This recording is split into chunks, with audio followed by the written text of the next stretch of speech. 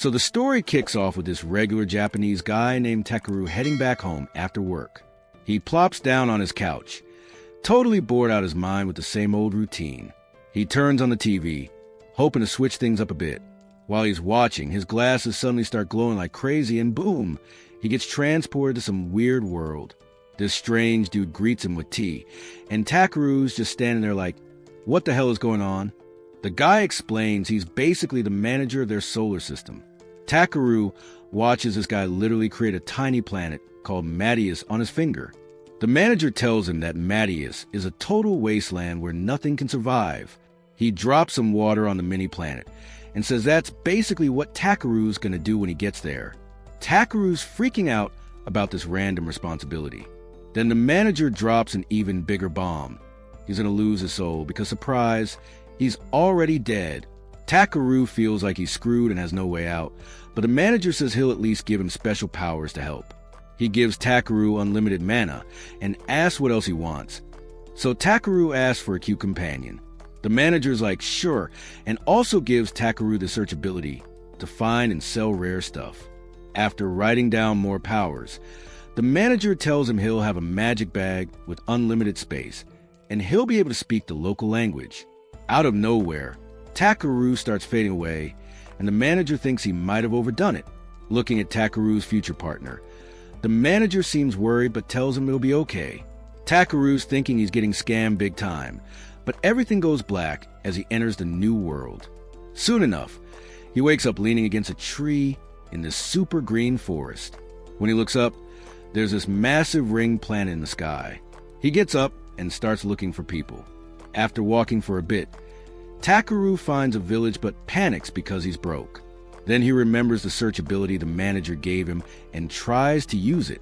Nothing happens, so he's just standing there like an idiot holding his wand. Thinking he screwed up the spell, he tries writing it on the ground instead. The search spell finally kicks in and shows him where a bunch of items are around him. Takaroo scans one and finds out it's B-grade nightgrass. He gets excited about the rank and picks it up before grabbing the other stuff. But then he's disappointed because they're all E-rank garbage. Then he spots this nice-looking rock, but when he scans it, turns out it's monster crap. Takaroo's shocked that the poop is actually C-ranked and puts everything in his bag.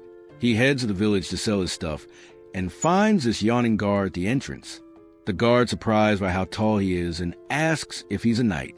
Takaroo says nah, he's just a gatherer, and the guard introduces himself as Captain Marlowe, who's in charge of the village defense.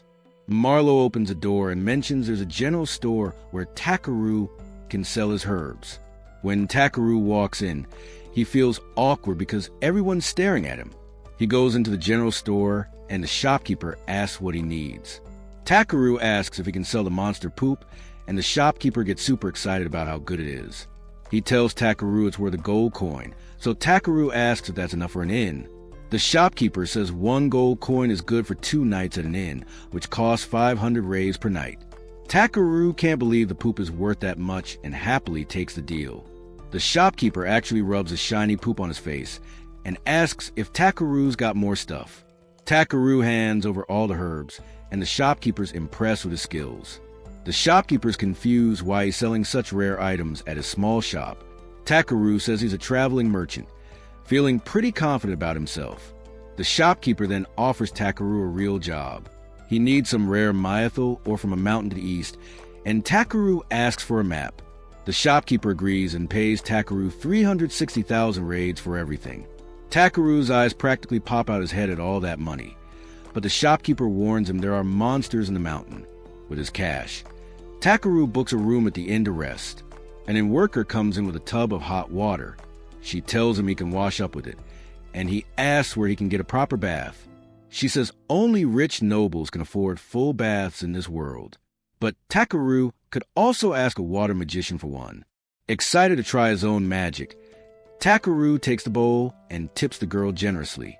After she leaves, Takaroo tries saying some words to create a water bath. The word clean makes this huge gush of water that deep cleans his whole body. Outside his room, the girl's surprised by all the weird happy noises Takaroo's making. He's thrilled he's clean, but bummed he can't actually soak in a nice cozy bath. The next day, Takaroo gathers more herbs and then finds the spade symbol. When he checks it out, he discovers a rotten skeleton wearing fighting gear. Takaroo falls backward in shock. Realizing it's a dead adventurer, he picks up an amulet with a letter from the adventurer's sister. Takaroo learns the guy was looking for money to cure his dad's illness, but his sister just wanted him to come home safe. Feeling sad for the poor guy, he makes a grave and says a prayer. After that, he creates a magic barrier around himself and uses some fuel to start a fire. Takaroo puts a pot on the fire and fills it with water and veggies for stew. He adds meat to it and watches everything cook. Once it's ready, Takaroo takes a bite and it's delicious, so he's thankful this isekai world has such amazing spices. After eating, Takaroo heads into the white forest of ancient dragons, knowing there are dangerous monsters around. He creates some light with a spell. The light shows him herbs nearby, and Takaroo's disappointed there's no ore. He's glad he hasn't run into any monsters yet, and starts picking herbs. Takaroo thinks maybe his terrible body odor is keeping the monsters away and starts happily running through the forest. He sees light at the end of the tunnel and runs toward it to get out, but Takaroo runs straight into a huge pit and starts falling down. He frantically chants every spell he can think of and finally finds a flying spell. The spell glows around him and gently brings Takaroo down to the ground. He sits down, relieved, but then notices symbols everywhere around him. Takaroo pulls out his hammer and starts mining all the ore. He breaks off a piece and sees it's silver ore, but there's no myethil. He uses the search spell again and finds some hidden ore, but the ground starts shaking. He decides to grab the ore and get out fast, using a fireball spell to uncover the hidden rock. Once the spell breaks the rock, Takaroo finds some tiny pieces of myethil deep inside. He's disappointed with how little there is, and ignores the shaking ground to look for more ore. He explores the rest of the cave and finds this beautiful underground lake. He rushes to scan the water and finds out it's SS-ranked magic elemental water. Takaroo gets excited about finding something so valuable, but then learns it's actually from an ancient dragon's nest. A deep voice calls out, asking who's trespassing, but Takaroo ignores it and wonders how to collect the water. He tries drinking some, but suddenly the water explodes and the dragon comes out. It angrily tells Takaroo to stop ignoring it, and he just stares at the creature silently. The dragon notices how calm he is, and Takaroo apologizes for coming into its lair. As the dragon looks at Takaroo's body, he feels weird about bowing to it. The dragon respects Takaroo's courage and asks who he is. Takaroo says he's human, which surprises the dragon because of all the mana in his body. The dragon says Takaroo's mana woke him up, and he's confused about it. The dragon tells Takaroo his mana is as strong as its own, and Takaroo finally realizes he's talking to an ancient beast. The dragon nods and says his name is Valdius. Takaroo asks if he can call him V, and Valdius is cool with it. He asks Takaroo for a favor, saying he could wake up his kids with all that power. Takaroo's surprised, so V explains the magic around his lair has gotten stale. He offers to pay Takaroo and summons this huge chunk of pure myethil ore as payment. Takaroo asks where the eggs are, and the dragon brings out a big black egg from the water. He sends it to Takaroo, who puts it up to his ear and hears the baby dragon's faint heartbeat inside. Takaroo wonders how to wake up the baby, and V tells him to pour his mana into the egg. V says it's just like making the light spell. So Takaroo decides to heat up the egg. After it heats up, the egg releases this powerful aura and starts sucking all of Takaroo's mana out. V starts laughing like a villain, and Takaroo realizes the sneaky old dragon tricked him. Losing his strength, Takaroo's vision fades, and he feels himself sinking into water. Takaroo hears a weird voice in his dream, yelling at him for being so careless. A man shows up in front of Takaroo and says he should have just run away from the dragon. The man tells Takaroo he's been messing with planet Mattius for thousands of years. But Takaroo's already shaken up the whole world on just the second day there. The man thinks Takaroo's carelessness is going to weaken the space manager's protection, then remembers he wanted a cute partner. As Takaroo's eyes start closing again, the man says he deserves some trouble before Takaroo can even ask what's going on. Everything fades and he wakes up in the real world. Takaroo hears a cute voice squeaking in the dark cave, and V asks if he's okay.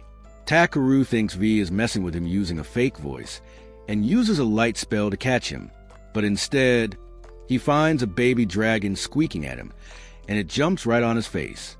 After Takaroo puts the baby dragon down, V asks him to name it. Takaroo, surprised V, is letting him name his kid. The dragon explains his child already has a dragon name, but Takaroo should give him a common name.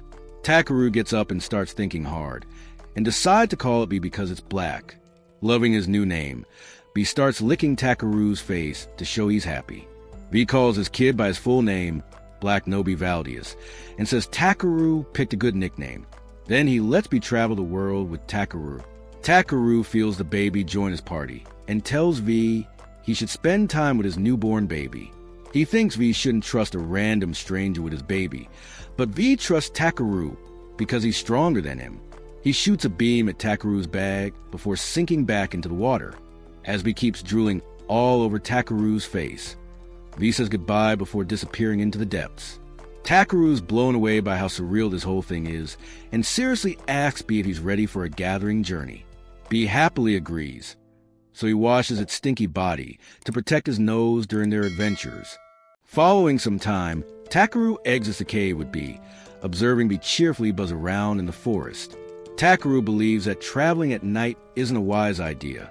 Feeling hungry, he determines to camp out at the spot for the night. Getting prepared to eat, he extracts some magic elemental water. Observing the water in his bag, Takaroo recalls that V connected this to the magic lake so that he could supply food for B. B cheerfully drinks some water and requests more. Therefore, Takaroo grants her another cup. Nevertheless, it offers this cup to Takaroo. Therefore, he takes it and samples some magic water himself. Following drinking the refreshing water, Takaroo sets down some magic stones and casts a barrier surrounding them. Utilizing the precious stones so effortlessly, he recalls how valuable they are in this realm. Nevertheless, since he can simply generate magic stones with his own mana, Takaroo feels free to abuse them for minor conveniences. With another magic stone prepared, Takaroo heats it up to commence cooking. Even B becomes astonished as he observes Takaroo transform the expensive stones into a kitchen stove. Knowing it's the identical dish as before, Takaroo prepares some steak and stew, but feels thrilled to consume it since it tastes so delicious. He notices B drooling at the meat, but feels concerned that the foreign food would harm it. Takaroo offers a modest portion for B to sample, and it burns its mouth from the heated food. To assist her eat, Takaroo blows on the food and cools it down. Ultimately, B enjoys a delicious stew and fills its belly with the food.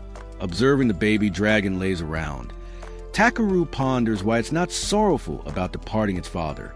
In response, B simply embraces Takaroo, so he realizes that it feels delighted living with him. Takaroo is satisfied with its response and examines B's stats. Even at B's young age, he discovers it at a potent B rank with a bunch of potent elemental abilities. Takaroo becomes earnest about B, but believes that it's still a kid who requires to be raised properly. Observing the lazy baby, he earnestly cautions it not to attempt anything hazardous, even if it's so strong. Takaroo reminds B that he'll get reprimanded by V if something goes wrong, but it begins sleeping before he can even finish. Observing its sleep, Takaroo ponders that the space administrator granted him a reptile companion on purpose. The following day, Takaroo climbs up a mountain to reach the forest again, feeling astonished that the forest appears so peaceful during the day. Takaroo believes that he shouldn't be so concerned about the isekai realm rules. While B begins playing, Takaroo utilizes his search skill to discover more herbs to trade. As he discovers some new herbs, B returns terrified. Takaroo searches for monsters and detects several of them in the area. Reflecting back to his previous experience when monsters were frightened off by his smell, Takaroo believes that his visit to the cave washed the smell off of him. Desiring to obtain some monster loot, he prepares to combat the monsters. Abruptly, a ferocious rock falcon roars behind Takaroo, but he discovers it adorable compared to the terrifying ball. Noticing the bird's meat, Takaroo determines to transform it into KFC.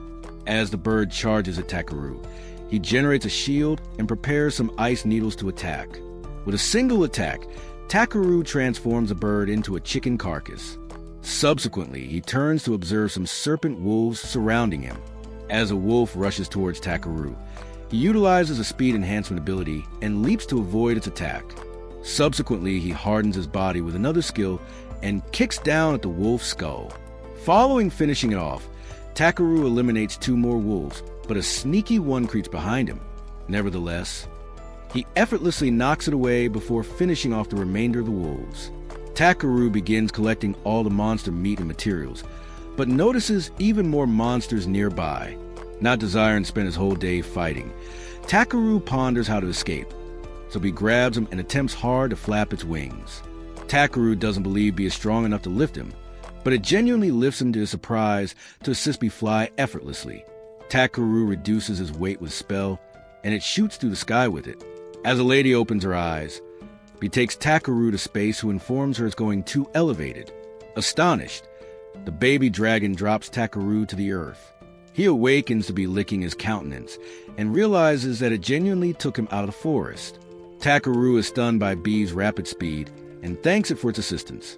Nevertheless, he reminds the dragon to restrain on him next time, since he cannot handle all its power. Satisfied by his praise, Bee attempts to embrace Takaroo but headbutts his stomach instead. Subsequently, they commence heading back to Tormei village.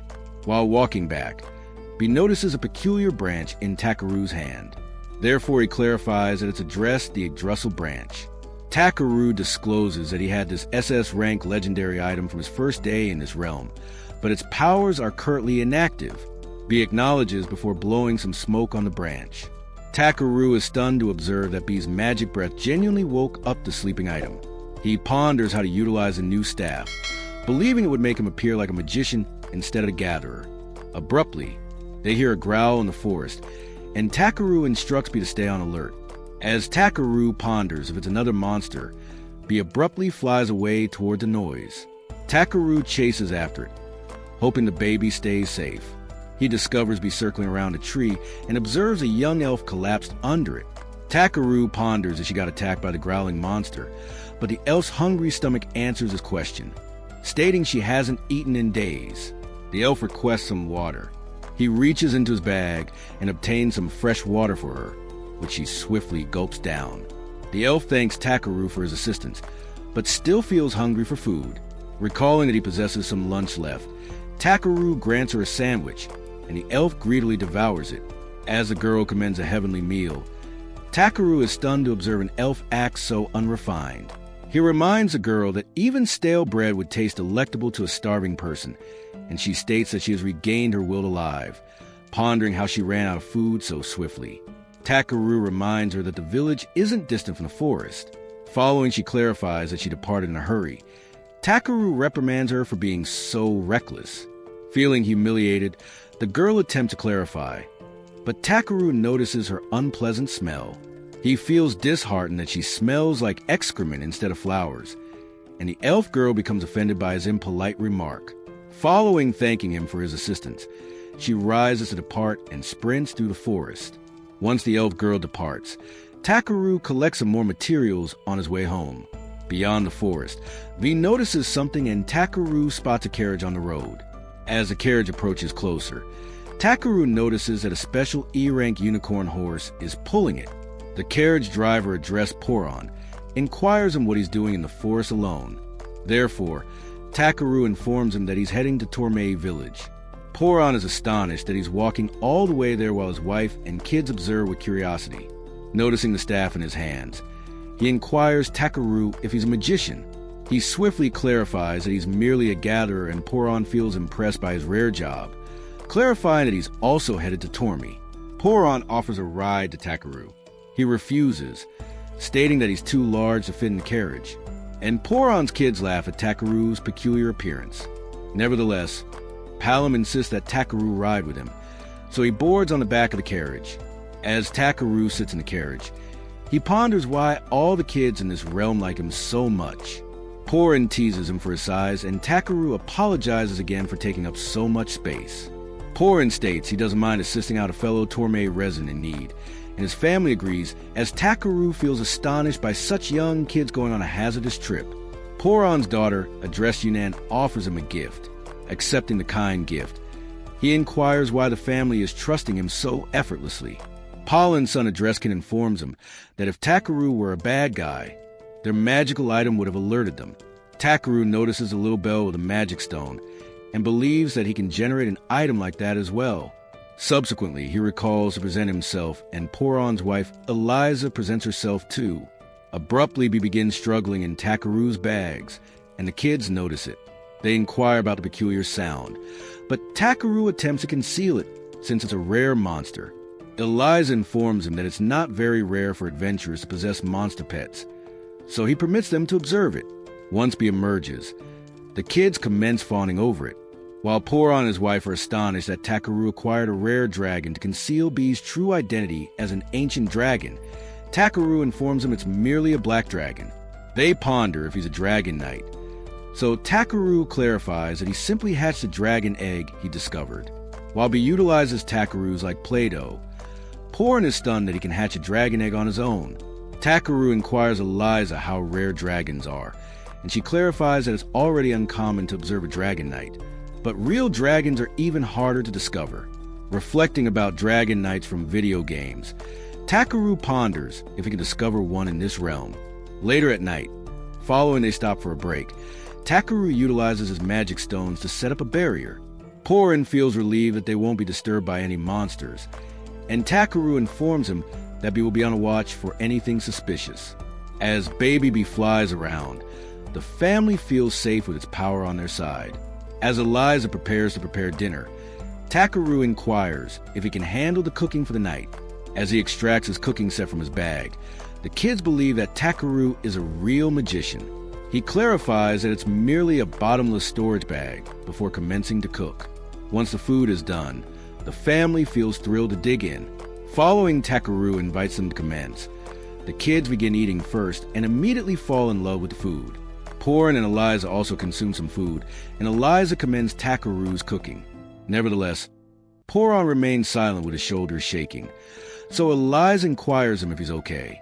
Abruptly, he glances up with tears and snot in his countenance, crying that he ultimately got to consume real food following all the bland dried meats during his journey. At Poron's exaggerated praise, Takaroo begins laughing, but Poron insists that he utilize some kind of magic to enhance the food's taste. Even the kids commence laughing at their dad's funny antics before finishing dinner. Once they're done, Poron extracts a guitar, and Eliza begins singing with him with music in the background. Takaroo begins playing with Poron's happy kids, sharing simply joy with the family. He recalls his lonely life on Earth, enjoying his time with Poron's family. Takaroo believes that spending time with other individuals is an amazing experience. Feeling glad that the isekai realm has granted him a new life with other individuals, he puts Bee to sleep following they finish playing. With the baby dragon snoring away, Takaroo settles into his bed, observing out at the beautiful starry sky. That was the second episode. Subscribe to not miss the next part and watch the next video.